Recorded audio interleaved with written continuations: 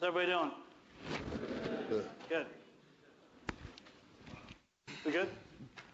All right. Good morning, everybody. Is it always like this, the 11 o'clock shows? To the Pro Football Hall of Fame here in Canton, Ohio. My name is Steve Strawbridge, and I'm Vice President of Merchandising and Licensing here at the Hall of Fame. And we're pleased to offer the next installment of our Heart of a Hall of Famer series, featuring Pro Football Hall of Famer Dave Robinson. I just wanted to let you know, as we let the teachers know last night, Lynn Swan was in town and got called out of town about 6 o'clock last night. His mother, I believe, is having emergency surgery out in San Francisco, so he flew out of town. So Dave was nice enough to come in town, or he lives here right in Akron, so he was nice enough to come down today. So a special thank you to Dave. But those joining us for this session are not only students here from Northeast Ohio, as we have a packed theater here, but we also have video conferencing throughout the country. This series was put together to demonstrate the athleticism was only part of the equation to becoming a Hall of Famer. The other major component is character. Over the last 3 years, students from across the country have been able to learn the character traits it took to become a Hall of Famer directly from the greatest players to ever play the game. We're excited to be able to bring another one of these gridiron greats to you today. We know you are all studying the 6 pillars of character: trustworthiness, respect, responsibility, fairness, caring, and citizenship. These are not only traits it takes to be a Hall of Fame football player, but to being a Hall of Famer in everyday life, whether at home or at school or at work. In a moment, you'll have the opportunity to ask Mr. Robinson questions about obstacles he faced, how he worked through adversity, what recommendations he has for young people on building character, and many other questions. Jerry Shockey, who oversees our youth and education program, will be the monitor throughout the discussion. Dave Robinson joined the Green Bay Packers as the team's first-round pick out of Penn State in the 1963 draft. For the next 10 seasons in Green Bay, he was a big play performer from his linebacker spot as the Packers became one of the most dominant teams in NFL history. He established himself as among the finest linebackers in the game during his career, which spanned 12 seasons, including 10 years with the Packers and the final 2 years with the Washington Redskins. In all, he intercepted 27 passes, which he returned for 449 yards and 1 touchdown. Robinson maintained a consistently high level of play, but competed for national notoriety with many great defensive stars, including numerous Hall of Famers on the Packers team. He was named All-NFL 3 straight years from 1967 and 1969 and voted to 3 Pro Bowls as Green Bay dominated the league.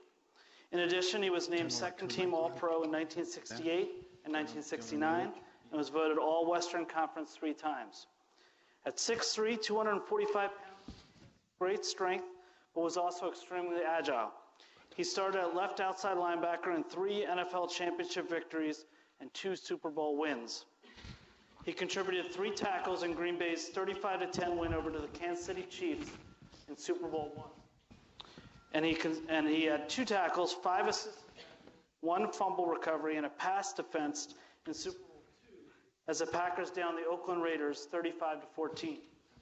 Robinson suffered a severe Achilles tendon injury in 1970 that limited him to just 4 games. He rebounded the following season and did not miss a game for the Packers in 1971 or 1972 before moving on to the Redskins. He recorded 4 interceptions during his first season with Washington. His lone interception for a touchdown came against the New York Giants on October 14, 1973. He picked off Norm Snead and ran back 8 yards for a touchdown. Robinson played a total of 155 regular season games during his career and was voted NFL's All-Decade Team of the 1960s. Ladies and gentlemen, please welcome Pro Football Hall of Fame. Hopefully you don't. 2013, Dave Robinson. All right, Steve, thank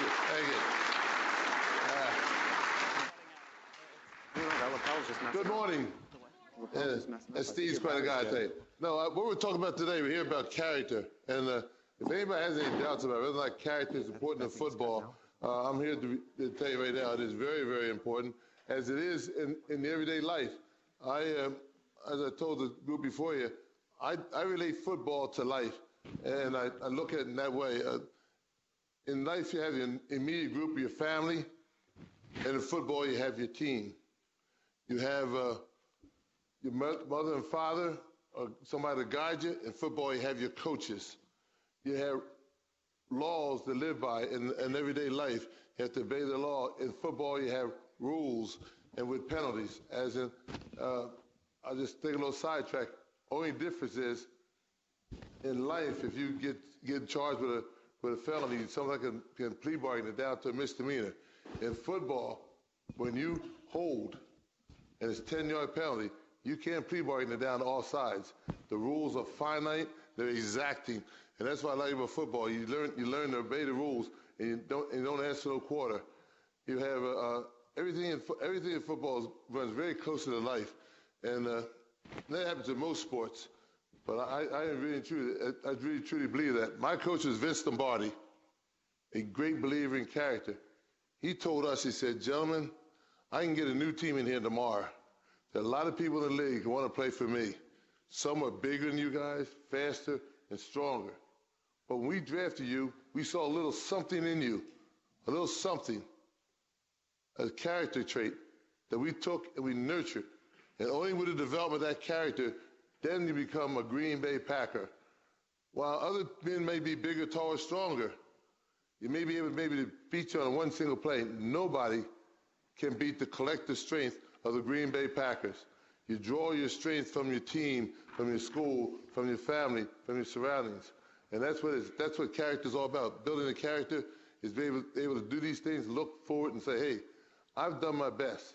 As Vince said, a man's greatest glory is when he lays on the field, exhausted, completely spent, but victorious. And that's the thing, that's what character does. You got to be a great character person. Well, I don't want to use up all the time now. I'm going to sit down and wait. And when you guys have any questions, I'll be free to answer them. But remember one thing. What we were, the Green Bay Packers, were world champions of the National Football League. What you can do, what you should do, is strive to be a world champion in your endeavors in life, whatever they may be. Thank you.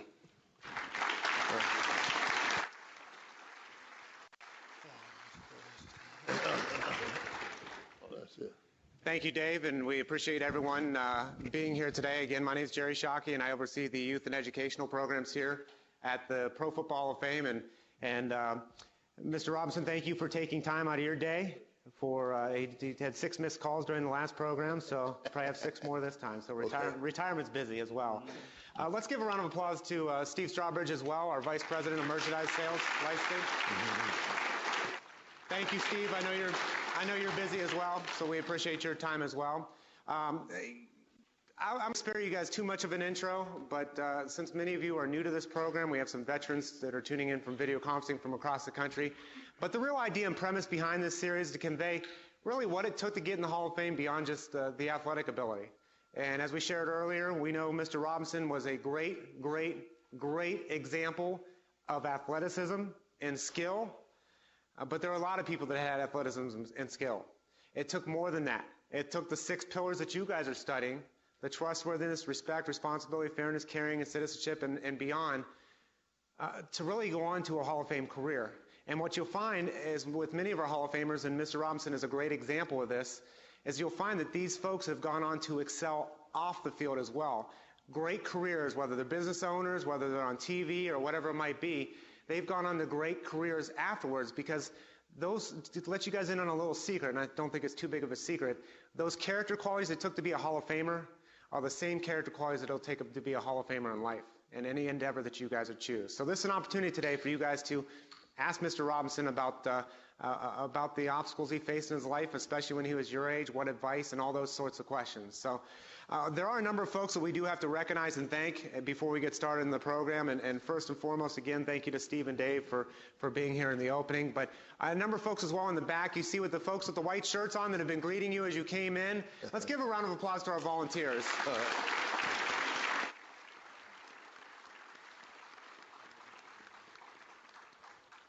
As with any event that we hold here, there's such an everyday touring. There's such a crucial part to our guest experience and our visitor experience that, without them, we're not the world-class facility that we are today. So thank you to you folks.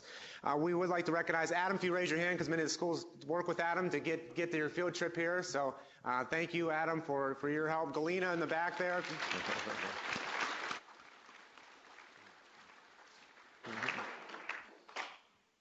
We definitely have to thank the schools that are here today.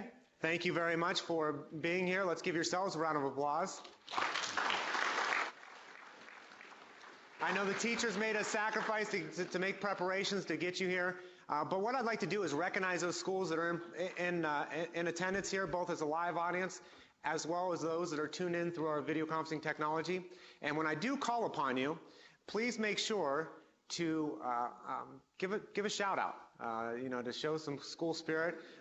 Video conferencing schools will ask you to just keep your microphones muted. We'll roll through this. So first on the list, Johnstown Monroe High School, if you want to give a shout out.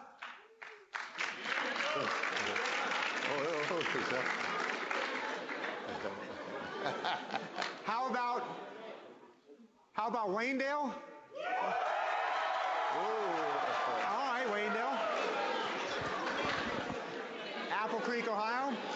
Let's go to Canton South High School. There we are, Canton South. Very good. Let's go to Campbell Memorial High School. Now, Campbell, you notice I did call it Campbell, so you know I know some people from the area, so it's not Campbell. We know that. We'll ask, let's see here, Woodward High School? Or excuse me, yeah, Woodward High School in Toledo. Is that all you got in Toledo? You must be too close to, never mind, forget it. John Adams. Oh, yeah. Thank you, John Adams. Let's get Latonia High School. Canfield High School. Thank you, Canfield. Jackson High School. I know Jackson's in the house. And the last but definitely not least, Steubenville.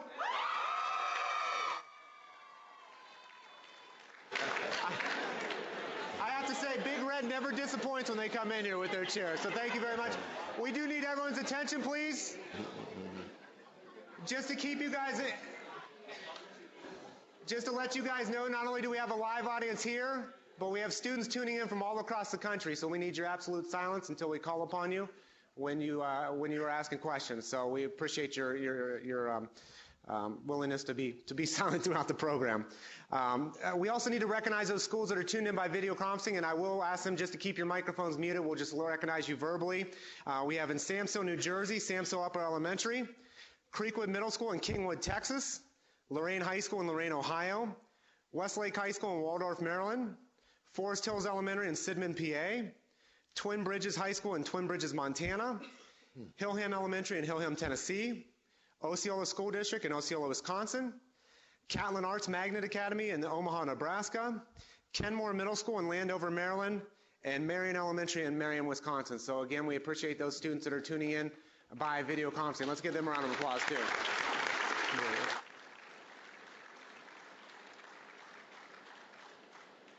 So with that being said, what we're going to do now is we're going to open up to questions to the audience. A couple things, couple ground rules is number one, we have folks with microphones in the back.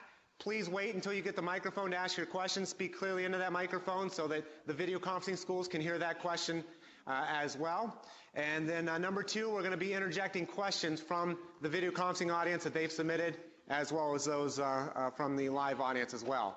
But the first question, and I don't know if they want to stand up and ask it themselves, but I think Johnstown, Joey Norris, did you have a question? Or do you want me to ask it? Where's Joey at? Go ahead and stand up, Joey. Come on. Where are you at? Do you want to ask it or do you want me to? Okay, all right. I think it's a great question to start off the program. Out of the 6 pillars of character, trustworthiness, respect, responsibility, fairness, caring, and citizenship, what would you say is the most important pillar and why? Okay, yeah. Well, for me, the most important one is responsibility, taking responsibility for your acts. First, I want to apologize. I have hay fever, so my eyes are watering and whatnot and everything, but you take responsibility for everything you do. Every action has an opposite, usually equal reaction. So you got to take responsibility for it. And I was telling some friends recently, I said that this whole situation is going on in Boston, for instance. There's 3 guys who were arrested yesterday. They simply said we were trying to help our friend. I mean, but their actions in trying to end what they did, try to help him by taking stuff out of his apartment, which is against, stop the law enforcement from getting to the answer, they have caused a great deal of reaction. They thought it was just a simple thing of helping a friend, but it's not. Everything you do in life has a reaction. You got to think through for it. I told Jerry before, when I was a young man, when I was younger, in kindergarten, I met a guy. And from kindergarten right through 7th, 8th grade, we were the best of friends. He's a bad kid. And I followed him. In fact, when I was in like 5th to 6th grade, when we walked down the street, said, "Here comes Satan and the devil," people would say. We were 2 bad kids. It was 8 to 5. We wouldn't live to be 21. And then I found something in sports, in football and basketball, baseball and track, and we kind of drifted apart. And in fact, quite a bit apart, because he didn't play and I did play. So sports kind of saved me. Sports is it. But what it really taught me was I knew that I couldn't hang around with him and do these wild things and not accept responsibility. I couldn't go around, if I'm hanging out with Jerry and Jerry does something, I can't just say, "Well, Jerry did it. I just was watching him." No, I have to accept the responsibility. I was with Jerry. I was with him. I'm equally to blame. So you have to accept that responsibility in football and life. When in football, the big thing in football, but responsibility also is, I have responsibilities to the guys on each side of me. They count on me to stop the run, stop the pass.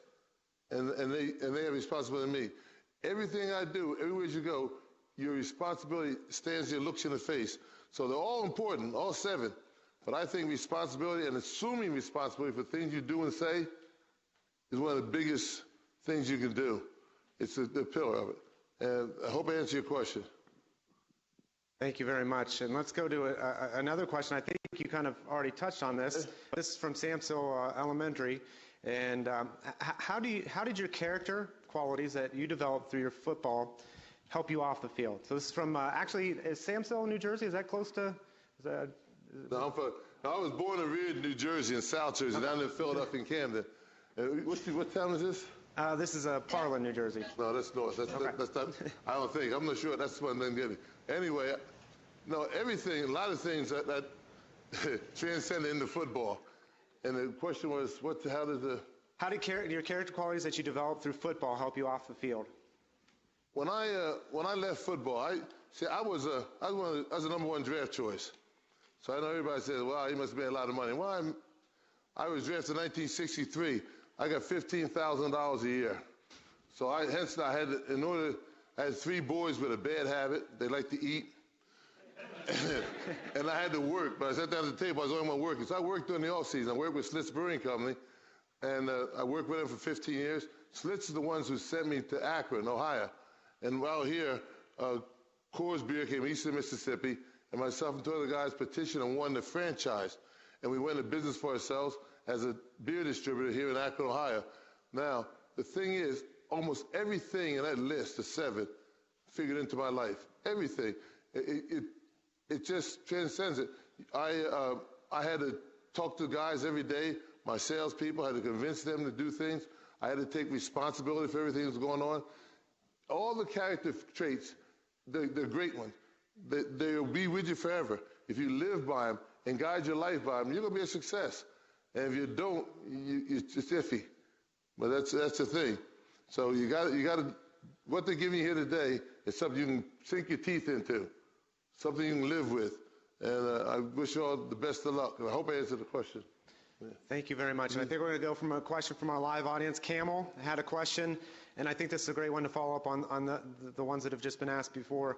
Over the years, do you think it gets, and if the student wants to stand up when I ask the question, you can feel free to do so. Over the years, do you think it gets harder or easier to keep good character? Well, there's no doubt in my mind that there's a lot more forces at work against you today than there were in the 1950s when I was there. The internet, the social media, the instant gratification, everything. But if you really want to do it in any environment, you can do it. Because while there's a lot more things going on today than were in the 1950s. You folks in this room are way ahead of the students that I went to school with in the 1950s. It's not like you took a kid from the 50s and threw him in on Facebook. You grew up with it. In fact, my cell phone itself, I can't program it until my granddaughter comes in, and she can do it. So I understand the situation. Now, things are getting tougher in that respect, but if you have the great characteristics you need to build character, it's going to be simple. Just follow the rules. Don't let anybody influence you. You know, I told a story and I'll tell it again. My father died when I was a freshman in high school. I was playing football, freshman football, and he left my freshman football game and went to the hospital, never to come out. My mother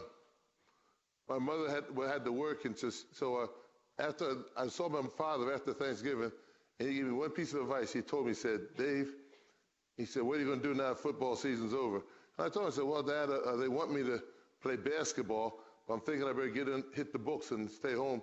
And he said one thing, he said, I wish that you would play basketball and other sports, because that way your mother knows where you are after school, and she doesn't have to worry about you. You can always play ball and come home and study that night after practice. Well, make a long story short, for 3 years in high school, the last 3 years, I led it in basketball, baseball, track, and football. I got 12 letters in 3 years, and yet I was able to maintain my studies. But what it did, it told me that you have to set your priorities. Number one was to do what my father said and play sports. Number two was my father was a great person who wanted me to go to college, who wanted me to get my degree. And that was the number two thing. I wanted to go to college to do what my father said, but my mother couldn't afford to send me to college. As I told some people, she couldn't afford to send me to the grocery store, let alone to college. So we were poor. And I knew that the only way I was going to get to college was through basketball, baseball, track, or football. Wasn't fast enough for track. Baseball, I had to try with a baseball team. They wanted me to forego college and go into the minors. And that was unacceptable to my family and the way I saw it, my father. Basketball is just a little too short, so I concentrated on football. And I went to Penn State with one thing in mind, to get out with a sheepskin. I didn't care about Hall of Fame, All-Americans, professional football. All I wanted to do was get an education. And to me, that was, I'm glad I did. I'm glad I went to a great school like Penn State for that reason. And I didn't even think about playing pro ball till late in my career, like my senior year. And then it became a little different. But I think the whole idea of being successful is deciding what you want to do in life and sticking to it and be responsible for your actions. And I think we've got a great follow-up question from Osceola, okay, Wisconsin, and because we've talked about this, and I figured we'd ask one from Wisconsin since you're a Packer. Define success for you. To me, success is accomplishing what you want out of life. You got to have goals in life. If you accomplish those goals, you're successful. If you don't, you aren't successful. I got that from Vince Lombardi. When I got to Green Bay in 1963, the Green Bay Packers had won the championship in 1961 and 1962. Vince Lombardi's goal was to be the first coach in modern era football since they started the playoff system to win 3 consecutive NFL championships. And he was going out for the 63. That was going to be his third one. And we didn't win. We lost in 63 to the Bears. Anyway, later on, he came back, and we did win in 1965, 1966, 1967. Only team ever to win 3 consecutive championships. Only other team to do it was the 1929, 1930, and 1931 Green Bay Packers. So as a team, Green Bay is the only team ever to do it. But Vince had done it. He had accomplished something no one else had ever done before. He accomplished his goal. He considered that his successful thing.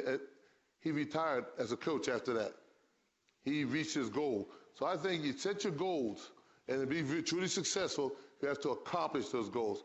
Now, Vince went back for another year, and then he died. But that was the whole thing. His goal was to win 3 consecutive world championships. My goal was to make enough money to make my wife happy. I'm still working on it. But anyway, no, you have to have your goals in life, and money shouldn't be one of them, really. in business, I'm going to get off this real quick, but in business, I learned something. Money is a short-term motivator. If you're working for me and you're making $50,000 a year, we'll say, and you think it's great, and then you come in and you want more raise, and I give you $60,000. We notice in workforce, productivity will take off. Then after a while, it will trail off because after 6, 8 months or a year, whatever it is, you'll figure you should be making $60,000 all along. In order to motivate you, I got to raise it again. Money should not be a goal. It's a short-term motivator. It's what you feel in here. To know that you did an excellent job. As Vince said, to lay down, your finest hours when you lay on the field, completely exhausted and sweating, but in victory. They're victorious. That's the greatest moment in your life. And I tell you, he often said that what makes the Green Bay Packers, what makes you great is never stumbling and falling, but in rising every time you fall. And that's the thing. You set your goals, and it's going to be a rocky road. It's not going to be smooth. Nothing is. Maybe for some people. I haven't experienced. For me, it was a rocky road. A lot of obstacles. But to be successful, you got to stick to them and overcome these obstacles. And just to let you know, yeah, I'm sorry. I'm done. No, okay. Thank you. Just to let you guys know, if you see me messing around with my phone, that means I'm communicating with the schools. I'm not being rude. Dave knows it.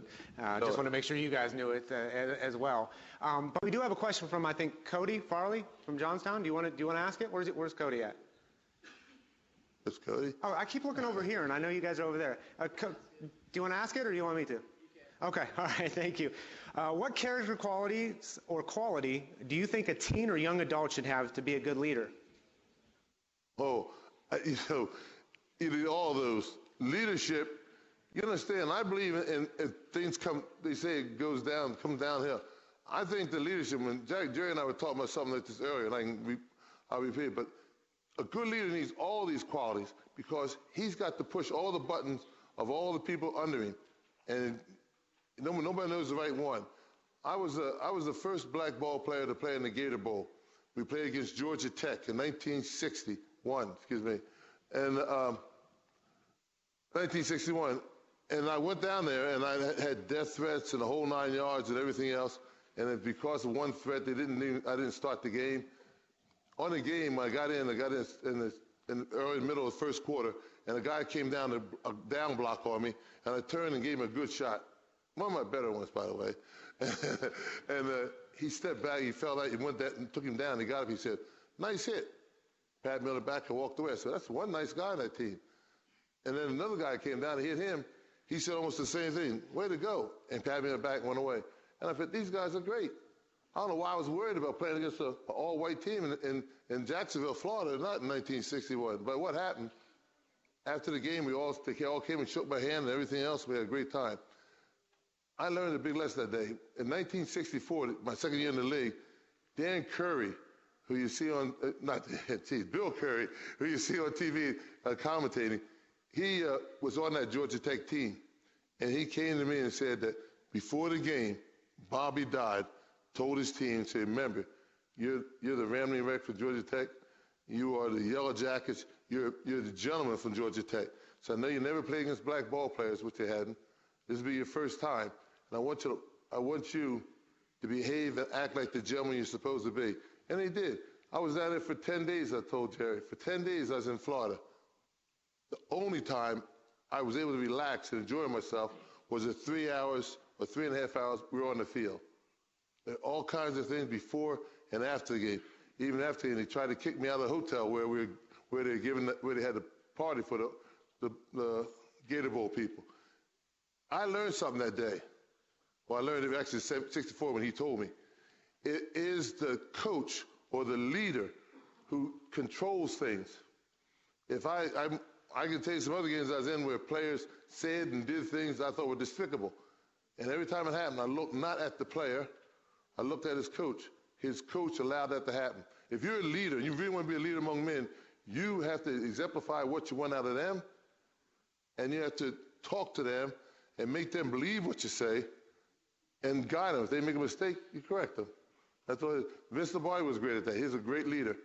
He instilled pride He instilled everything in us, and responsibility, I might add, and we responded with giving him 7 world championships out of the 9 years he coached at Green Bay. 7 out of 9 years. Unbelievable. And do you want to share with them the reason why you did not run out on the field or was announced on the Gator Bowl? Yeah. Well, I mean, we talked about, obstacles that people face, that they face different obstacles than what you faced in your day, but that was a pretty... Yeah. Well, and I was in the locker room before the game, and Joe Paterno, my head coach, Rip Angle, came to me and said, Dave, you'd missed a couple of games during the season, so the senior had replaced you, and he did such a great job, and he's a senior. We'll never get a chance to be on national TV again, so we're going to start him. And then you'll go back with the first team in the second series. And I was very disappointed because I told my girlfriend I'm going to be on TV. And anyway, he started the game. When the game was over, they had been censoring my mail. And they gave me my mail, and the letter on top said, I'm a veteran. I qualified as an expert with a rifle. I have my gun. I'm going to the stadium. And if you introduce him, I'll shoot him on the 50-yard line on national TV. And that's why they didn't start me. But that was just one. That's part of the thing. When I left Penn State and went to Green Bay, things were going a little back and forth. And Vince called me in and said, "Dave," he says, "listen," he said, "I want you to know, of course, I was the first black linebacker in the National Football League." And he said, "You understand that?" He said, "But our goal here in '63 is to win the 3rd consecutive world championship. We don't need any distractions." So he says, if anybody asks you about being the first black linebacker, just refer them to me and I'll take care of it. Never heard a word, but that's his point. He said, you see, I had a choice right then and there. I could ignore Lombardi and going out and try to get some personal glory. I could have told people I'm the Jackie Robinson of linebackers. I could have got some commercials, anything I want. But that would have been only for me. What I want to do and what Vince Lombardi convinced me to do, what a leader's got to convince his people is, I want to do what's best for the greater good. I want to do what's best for the Green Bay Packers. I thought to keep it suppressed and not say anything was the best thing that could happen to the Green Bay Packers and hopefully get us to win 3 consecutive championships.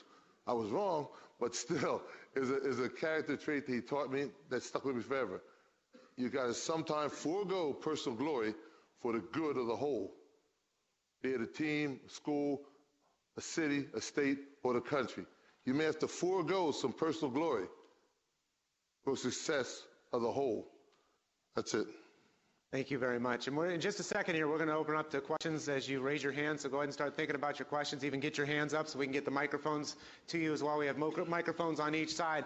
But as you're thinking about those and as you're deciding whether you want to raise your hand or not, we're going to go from a question from our friends at Forest Hill Elementary in Sidman, Pennsylvania. And it goes along again with success. To what or whom do you attribute your success both on and off the field? Well, of course, Vince Lombardi, who gave me some guidelines, my father, who pointed me out in the right direction my first 15 years. I give a lot of credit to my Lord and Savior Jesus Christ, and I was given certain abilities. I could run fast, I could jump high, I had a certain nice strength and whatnot, but I could have squandered that all away. I could have used my speed, a foot, by stealing TVs. I could have used my jumping to hurdle fences after I robbed the bank. I took those abilities that God gave me, and I direct them all towards football, basketball, baseball, and track, and especially football. But the people who really influenced me the most was my father leading and give me that head start, and then Vince Lombardi, and show me how important it was to do things right. Vince always said, you do things right every time, and the guy that blocks the tackles the best is going to win. As long as you do things right every time, not once in a while, but every time. And it's hard, especially with the background I had to try and be through things right every time. I know people who do things wrong and they tell me, it's only one time. Yeah, let's shoplift that pencil. Nobody cares. That's the beginning of the end. That's when the little boy pulls his finger out of the dike. That's when the dike's going to break. It may seem little, may seem trivial to you, but it's doing something wrong. And you try to do things right all the time, and good things will happen. I believe we have a question in the back there. If you want to go ahead and speak clearly to that microphone. How do you get mentally prepared before a game? How do you get what? How do you get mentally prepared before a game? Mentally prepared? Yeah. How do I get mentally prepared before a game? Well, it's you don't do it just before a game. Let me take you through a week in pro football. For me, we had, unlike the teams today, we had Mondays off. And Monday and Sunday night and Monday, you kind of wash your brain of the game you just got rid of. And that game is over. Tuesday, you start by looking at film of the new team you'll watch.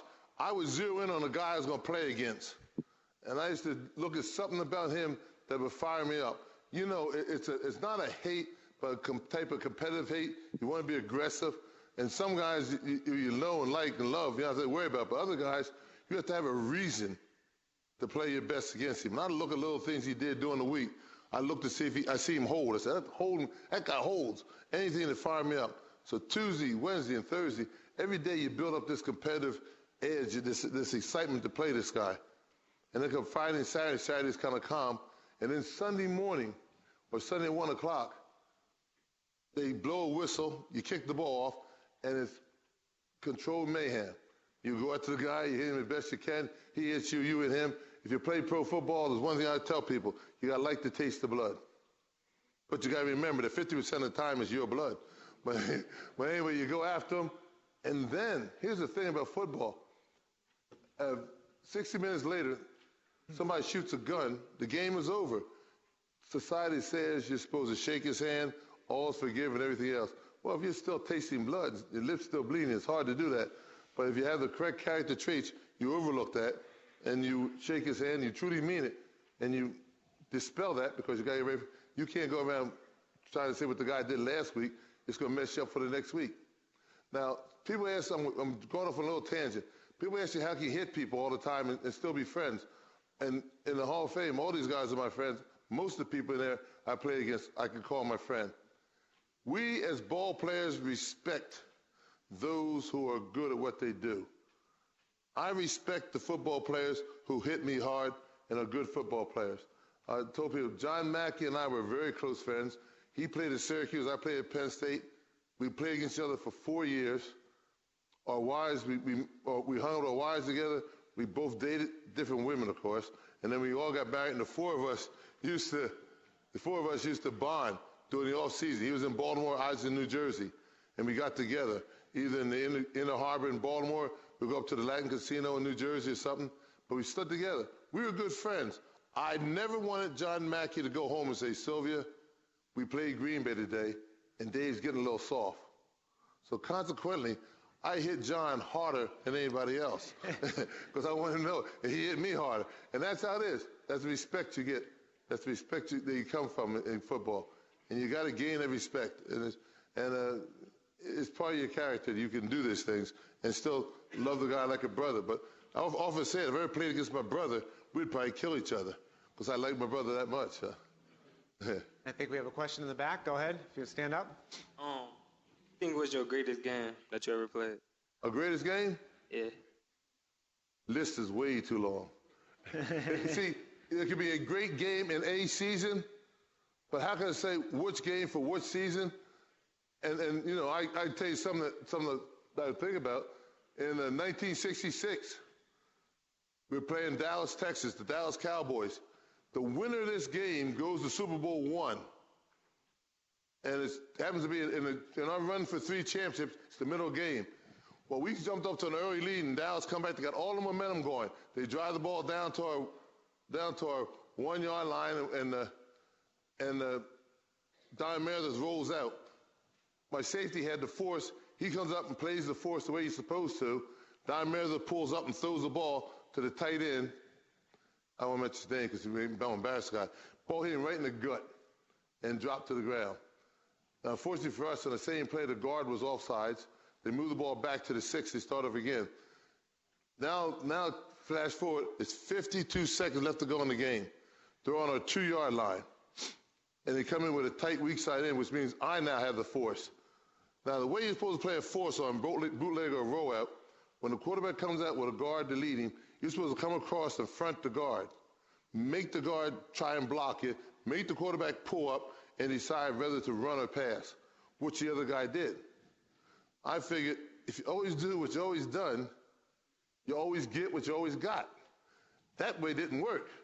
Whether it was drawn up on the playboard or not, the front to guard, I had a feeling it wasn't going to work. So what I did, I had Bob Hayes there, who came in tight weak side end. I knew he wasn't in there to block me because Bob Hayes only weighed like 175, 180 pounds. Bob Hayes, his twin brother and the coach couldn't block me altogether. So I controlled Bob on the line of scrimmage. Having played guard in college, I know what the guard looks for. When he pulls, he looks to see if anybody shows. When he saw Bob and I locked up, he probably assumed Bob had blocked me, and he bypassed it. When he went past us, I then shared Bob and went behind the guard and ran down Don Meredith, who happened to be a little, not that swift of foot. He was a little slow, and ran him down with 52 seconds to go in the game and wrapped him up. He on the way down, he flipped the ball out, which Tom Brown picked. And when we got the ball back, it was 20 seconds to go. That play solidified the championship. Now, if they had scored, we won the game 34-27. If they had scored, they probably would have kicked the extra point and tied the game, went to overtime. They had all the momentum going. That's what's so important about it. And that just killed the whole thing. We had 20 seconds. We ran the clock out. We won the championship. We went to Super Bowl I. We beat the Kansas City Chiefs. And then, because of that and other things, the trophy of the Super Bowl today is called the Vince Lombardi Trophy, not the Tom Landry Trophy. To me, that was a very important play for me. I don't know, very important game. I could go over and on and on. My very first game, in championship game, lots of games. I think we've got a question over here. What was it like having Vince Lombardi and Joe Paterno both as a coach? Joe was an assistant coach, and Joe loved Vince Lombardi, by the way, and they're very similar. And what people don't realize is that Joe Paterno, in those days, assistant coaches in college could scout for the pros. Joe Paterno scouted for the Green Bay Packers. Joe Paterno used to quip all the time that he's the one who talked Vince into drafting me. Just didn't think he was going to do it in the first round. But no, they were two great coaches, just great. But even more important is I also played for George Allen in Washington, another superb coach. Now, when I was in high school, I had great high school coaches for that level. And I expected the coaching to get better when I went to college. And when Joe Paterno, Rip Angle, the coaching was better. And I expected the coaching to get better when I went to the pros. With Vince Lombardi and my defensive coordinator, Phil Banks, the coaching was better. I didn't know how much better that leap was until after we lost Vince and I changed, went to other places and had other coaches. Then I was able to rate Vince to other coaches, and Vince was head and shoulders above everybody else. George Allen was right there with him, but they're the same, but they're different. But Vince was the man. He was the man. And he and Joe Paterno, I'll give you another thing. When I was at Penn State, they taught me how to throw a forearm correctly and how to practice on a 7-man sled by yourself to develop that trait. And that was in 1959, fall. In 1975, when I retired from pro football, I was still going down to the 7-man sled and doing the same things they taught me at Penn State and throwing the forearm that way. In fact, one of my strongest attributes was the use of a forearm against the opponents. So it was just those two guys that really, and they both Joe Paterno and Vince Lombardi were very religious people who knew what their station in life was, and they were leaders. They were able to take their feelings and influence us as a group, both of them. And I thank both of them for what they did for me. And can you share with them, you touched on it about Lombardi in the earlier session, is about him drafting you in the first round and the story behind that. You know, I was drafted the first round in 1963. If you check your books, you'll find out there weren't too many black guys drafted in the first round in 63. As a matter of fact, the Green Bay Packers, the first time they drafted a black ball player in the first round was Herb Adderley in 1961. And then he drafted me in 63. And people, board of directors, came to Vince and said, Vince, why are you drafting black guys in the first round? You can wait till the third round to pick them up. And Vince said, I don't know about the white and black. So here in Green Bay, we got only two colors, green and gold. Now, in order to, I don't want to make it sound like all the league was racist or something else. Black ball players in the 1960s, they didn't play in the big schools in the South. All those schools were all white. And the northern schools only had maybe half a dozen guys. Most of the guys that played in the northern schools were walk-ons. There weren't a lot of scholarships available, and it's entirely different today. And so most of the black players played in the old traditional black colleges and universities, and they didn't have the coaching some of the white ball players got. So there was some justification what they said, but Vince Lombardi recognized talent. He went for it, and well, that was it. Like I said, I had a lot of firsts in my life. Yeah, and it was that. And when I was drafted in 1963 in the first round, that's exactly 50 years ago. That was also the same time this Hall of Fame opened. I'm here now on the 50th anniversary of the Hall of Fame. I'm getting into the Hall of Fame, the class of 2013, 50 years later. And on August the 3rd, if this is not something, it's my granddaughter's birthday. So she'll be here. She'll be 18 that day, my first grandchild. So it's a great day. Everything works out for the best. I think we have a question from a student in the back, then we'll come to the student over here. The Gator Bowl. I want to know how the threats affected you and what you did to overcome them. What affected me? The threats? The threats? From the Gator Bowl? I didn't know about them. They censored my mail. It's not like that. A lot of them. And I had some problems during the week in the city, but I didn't know about the threats. And I played the game, and I played it the best. I knew that I was the first black to play in the Gator Bowl. I knew that the eyes of the world were on me. I knew that the camera was going to zero in on me every play. And I played every play like it was a game breaker. Because you never know what play is going to be the one that breaks the game. And I played hard the whole game. And then later I found out that I had all these death threats against me. But I just played the game. I had a very good game, by the way. But it was kind of interesting. I talked to about 10 reporters after the game. They all voted for me for MVP. But at the dinner that night, I didn't get the trophy. But the next year, went back the second year, and I got MVP that year. It was just an interesting thing. You had to know, it's so hard. My son himself, I talk to him all the time. You can't live in 2013 and fathom how things were in 1963. The Civil Rights Act, which we know changed this country, was written in 1964. It didn't take effect in 1968. So most of my early part of my career, I played under laws that forbid, no, it didn't forbid, but allowed people to deny housing to you and anything else. Yeah, it was just amazing, and you lived it, and you made the best of it. And but we weren't happy with it, but some things couldn't change. But times are changing. So yes. Back here, the student over here, and then back over there.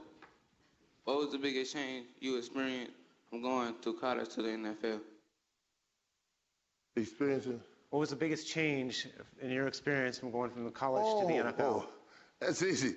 The guys are bigger, faster, more agile, and more evil. As Jay Gibbs said, I draft guys who are agile, and mobile, and evil. But the thing is, the big thing in football is it's a step up. I mean, right now, you're playing against guys in college and high school, and those of you who play football now, think about the top 10 people you'll play this year. They're the ones who are going to go to college, and they're the ones you'll see at the college level. And when you get there, you think of the top 5 you play against in college, or 10. They're the ones who are going on to the pro. You've been whittled down to the finest football players in America by the time you get to pro football.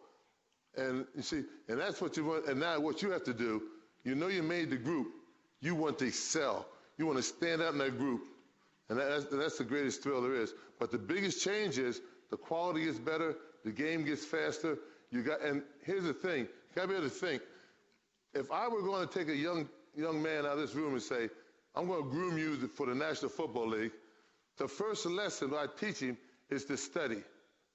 I've seen more people get cut in the National Football League because they don't know how to study. They can't study the playbook than what they would know ability. If you don't understand the playbook, you haven't studied the night before, and you go on the field and make a mistake, the coaches don't say, oh, he just didn't do his homework last night.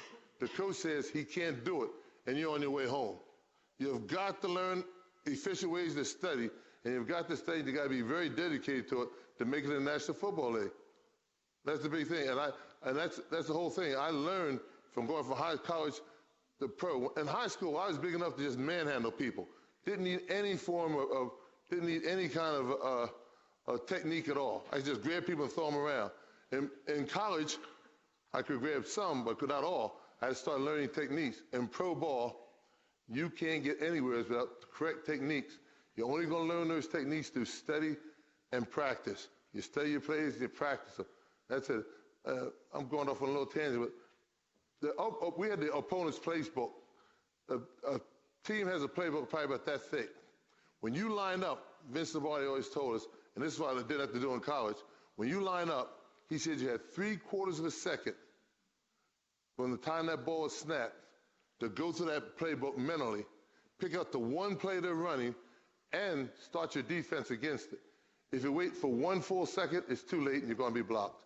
And that's the speed of the play in the NFL. And you have to do it. And you have to study. You study the film, you study. I mean, when a guy lines up, how far is he split for the tackle? Is he on the line or off the line? Does he have weight on his hands or weight on his feet? Everything. Look at the backfield. Are the backs tilted your way or tilted away? Look at the near guard and the far guard. Guards will be looking around, and you know who's going to pull. When they pull you away, they're coming your way. If they go away, they're going away. And then you got the whole thing. But this little real tangent. Most football players can tell when a team is checking off. See, when they check off at the line of scrimmage, quarterback will come up, and let's say have a red color green. I mean, a hot color green. They're going to say red 42, red 42. They're going to run a 42. They don't doubt it. But then he comes up and says, green 42, green 42. Notice the hesitance. And notice how he clearly enunciates. He has to, because tackles are dumb. And if you don't, the tackle will miss the play. And so now you know but what you don't know is what's the 42. So and you do that, you find out, but you know the 42 by studying the film. You got to study, yes. Can you talk real quick about, talk about preparation for the game, but doesn't that translate to life? Oh, yes. I'm getting into football. This crowd's got to be fired for. There's an obvious tie-in with life, Your preparation in life. I tell you this. In this room, I think I'd be very safe to say there's 20, 30, maybe 40 people in this room who are going to someday make millions of dollars as a doctor, a lawyer, a financier. There might be 10 guys or more or women here who are going to make millions of dollars in the professional football, National Football League. The point is, you got to prepare yourself for life. You can't just say, I'm going to play football and make $1 million. You can't do that. It's a very select group.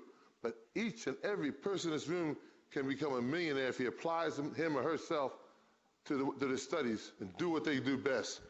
And they can have a very successful life. And now, what's successful for me and what's successful for you might not be the same.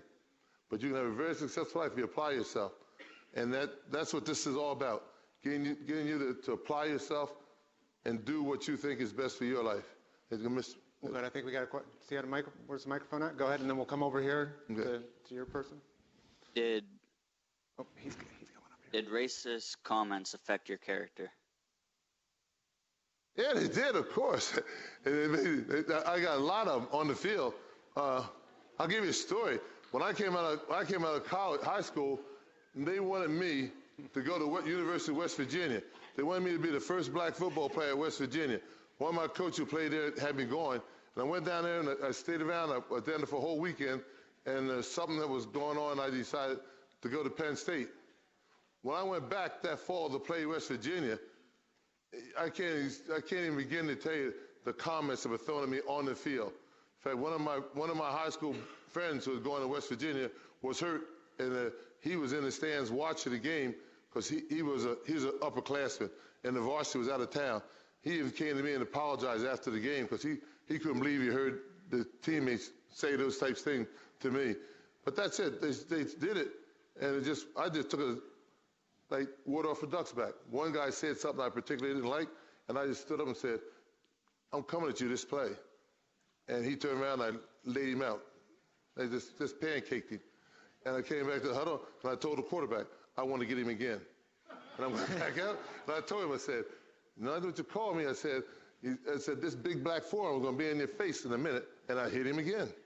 And he went down again. Well, make a long story short, we ran over him. We ran about 4 or 5 plays his direction. Finally, the coach pulled him out of the game because he looked ineffective. But that was just, to me, I could have gotten upset, and to me, it was something that motivated me. It's a terrible thing, but you got to look for the best in it. And I say, look back and say, it motivated me to do better.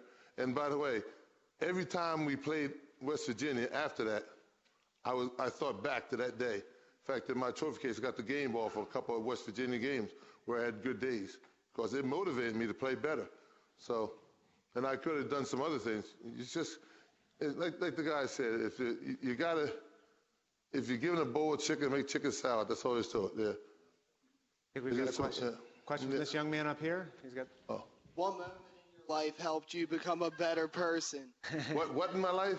What moment? What moment in my life? Birth. What the hell? Listen, I'll tell you a little something. My mother was scheduled to have her tubes tied after she gave birth in 1940, and my brother was born, and he was born with a hole in his heart, and he was pumping 80% impure blood through his body. If he had lived, he had been mentally challenged. They were going to wait till my mother was 5 days out from the birth to tie her tubes. She refused to have them tied, went back to the hospital, told my dad to get on his job, and then I was born. After I was born, I was 5 days old. She had her tubes tied. There are no more Robertsons after that. I have always felt that God or somebody wanted me here, wanted me to, I may have been here, but he wanted me to be the product of Leslie and Mary Robertson's DNA, and I owe him and I owe everybody else something. I don't know why it is. Tomorrow will be my 72nd birthday. I've stole 72 good years because I wasn't supposed to be here. And every day I think about, why am I here? What does God have planned for me? I don't really want to know, because when I do what he has planned for me, he may take me away.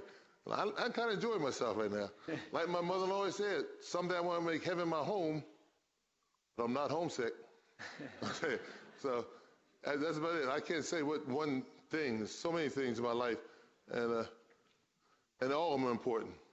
I think we've got a question. We've got about 10 minutes left, so we can probably take a couple more questions. Quick. One here and then one over there. Yes. Who were some of your role models that inspired you the most when you were growing up? So my role models? Well, my first real big hero was, first big was Jackie Robinson. Being a name like Robinson, living in New Jersey, right outside of Brooklyn, Jackie Robinson's my hero. I lied to everybody he's my cousin. But then also, Willie Mays was one of my big heroes. But then on outside sports, in football, my biggest hero was Marion Botley, and who I happened to meet, and I was the pallbearer at his funeral. He's a great man. But some of my heroes were like Albert Einstein. I really thought this guy was great. I sat down. I remember in high school going back and generating E equals MC squared, how you get it. And it was a great thing. How you could sit back and think of something like that. Anybody can generate it now, but he thought about it. And he's just a great guy. He's just one of my heroes. And von Braun, who was a great rocket, I love rocketry. And he came here from Germany, and he's what got the rocket program going. And there's a lot of heroes in life, and most of them weren't football players. There was Marion Botley's the only one on that list was a football player. Most of them weren't even athletics. I had a history teacher who was one of my idols. You got to be multifaceted and well-rounded. You can't be directed that one path in life. It's a lot of world out there and a lot of things you got to know about. And I have trophies, I have game balls, I have all that. I was telling Jerry, my most cherished trophy I have is not a trophy. I got an award in college. It's called the Albert Einstein Award, because I blew away in one of the math tests. It was a very difficult test in calculus. And the only thing, I got a 99 on the test because not in the answer, but in the worksheet, I had minus times minus. So minus, I don't know, minus 2 times a minus 3. I don't know what it was now.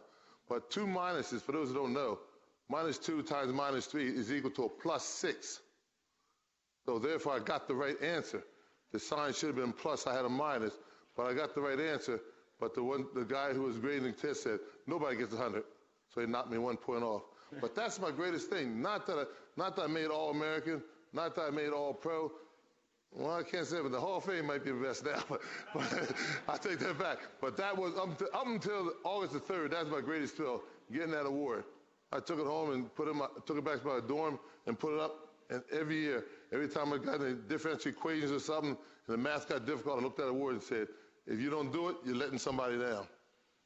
Another question? Yep. And I think one of the teachers back there is a history teacher at Waynedale. I think he looked over at all his students when he said looking up to your history teacher over there. So yeah. Well, you know, I came close to minor in the history. The street in my hometown was surveyed by George Washington. And the whole area down there, the whole area is so rich in history of the Revolutionary War and that I got involved in it, and I love American history. I follow it all the time. We got a question over there, the young man over there. Go ahead. What is the toughest opponent that you faced on the field? What was the toughest what? Hold the microphone a little closer. The toughest opponent that you faced on the field. The toughest opponent I've ever faced? Non-preparation. Well, ball players are not opponents. They're not. Wait. I mean, I run against great guys. Jim Brown, I'll say, was probably one of the greatest runners I faced. But Jim Brown couldn't block. Jim Parker was probably the greatest tackle or guard I ever faced. But Jim Parker couldn't run the ball. You can't say who was the greatest because everybody is great in their position. And when you walk out of here, you're going to say, and people they go into many different phases of life. Somebody could be the greatest doctor, someone else the greatest lawyer, someone else the greatest teacher, and it might be somebody in this room that's going to be the greatest football player of all time. I don't know. You can't take a group, as Jerry said, there's been 20,000 people playing the National Football League. You can't say so-and-so is the greatest. Because no matter who he is, how good he is, he can't do it all. Man is a social animal. The only way we exist is that everybody in society does something different. There's guys who are carpenters, guys who are electricians. The electrician can't build a house. The carpenter can't wire his home. They got to work together. And that's how it is. We're social animals. And it's the same way in the football field. There's guards and tackles and runners and quarterbacks. Everybody works together. In life, when you leave here, if you're going to work, you're going to get together, the people outside there, you'll work with them. Remember, you have something you do better than anybody else, but a lot of people out there do something better than you. Man is a social animal. That's why we live in a society, we live in towns and communities. I think we got time for one more question, then we'll ask for your closing remarks. All right. Do we have one more? And if not, okay. Go ahead, sir. How did you deal with failure? I don't know. No, I do not, you laugh, but I don't consider myself having ever failed at anything. I've been disappointed, but that's not failure. When you're disappointed, you correct it. If you fail, then it's all over. You just fail. I didn't fail. And I have that mental block. In fact, it's hard for me to say the word or get it. It's not in my vocabulary. Now, there's been a lot of times where I've had, where I didn't do as well as I thought, but never fail. Never fail. And that's the thing. And if I did fail in someone else's eyes, I have personally never admitted it. And so that's the thing. So if you take my advice, don't admit it, don't fail. You have some disappointments, you have some low points in your life, but like Vince Lombardi said, every time you get knocked down, you got to get back up. I can give you football examples, financial examples, anything, but you never fail. I don't know, so I don't know how it feels, to tell you the truth. Is it one last question? Oh, is that it? Is that this? We have one more. No, go ahead. No. I said one last question, I think. Oh, okay. I thought somebody had a question. If not, we can go. We're running out of time here. You get. Okay, just scratch your head. Anybody else? Oh, we got one right there.